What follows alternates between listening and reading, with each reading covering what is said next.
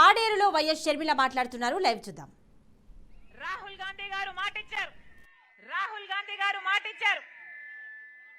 ఆయన ప్రధానమంత్రి అయిన మొట్టమొదటి రోజున మొట్టమొదటి ఫైలు ఆంధ్రప్రదేశ్ కు దక్కాల్సిన ప్రత్యేక హోదా ఫైలు మీద సంతకం పెడతాను అని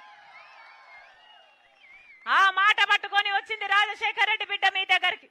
మీరు కాంగ్రెస్ పార్టీని ఆశీర్వదించండి, మనకు ప్రత్యేక హోదా వస్తుంది, పోలవరం ప్రాజెక్టు సాధ్యమవుతుంది, రాజధాని సాకారం అవుతుంది, మనకొచ్చిన వాగ్దానాలలో ప్రతి ఒక్కటి సాకారం చేసుకోవాలి అంటే కాంగ్రెస్ పార్టీ అధికారంలోకి రావాలి.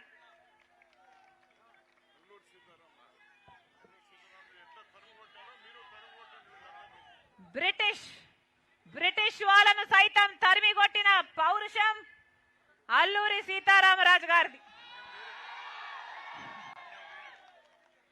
మీకు మాకు స్ఫూర్తి, ఆ రక్తం ఉంది మీలో, ఆ రక్తం ప్రవహిస్తుంది మీలో. ఎంత పౌరుషం ఉందో వేరే చెప్పనవసరం లేదు.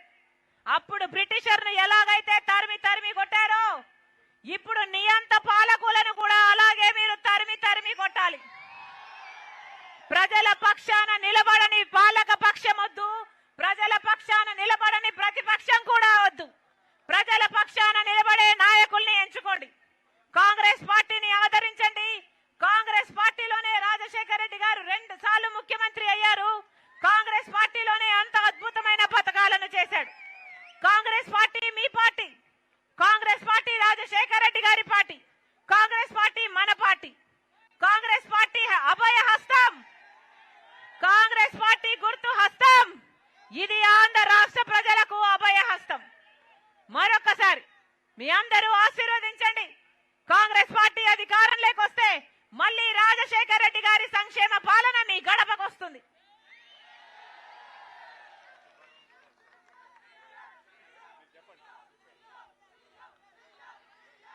మీ సుబ్బారావు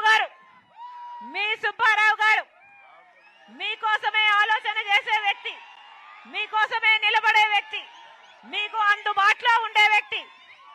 కాంగ్రెస్ పార్టీ అభ్యర్థిగా మీరు ఆశీర్వదించండి. బ్రహ్మాండమైన మెజారిటీతో మీరు ఓట్లు వేయాలని, కాంగ్రెస్ పార్టీ అభ్యర్థిగా మీ సుబ్బారావు అసెంబ్లీలో అడుగు పెట్టాలని మీరు ఆశీర్వదించాలని మీ రాజశేఖర రెడ్డి బిడ్డ మనస్ఫూర్తిగా మిమ్మల్ని ప్రార్థిస్తుంది. మరొకసారి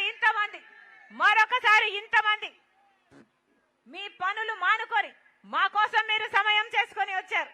మరొకసారి ప్రతి అక్కకు, ప్రతి చెల్లికి, ప్రతి అన్నకు, ప్రతి తమ్ముడికి మీ రాజశేఖర రెడ్డి బిడ్డ శిరస్సు వంచి చేతులు జోడించి మనస్ఫూర్తిగా నమస్కరించుకుంటుంది. జోహార్ వైఎస్ఆర్, రాహుల్ గాంధీ గారి నాయకత్వం.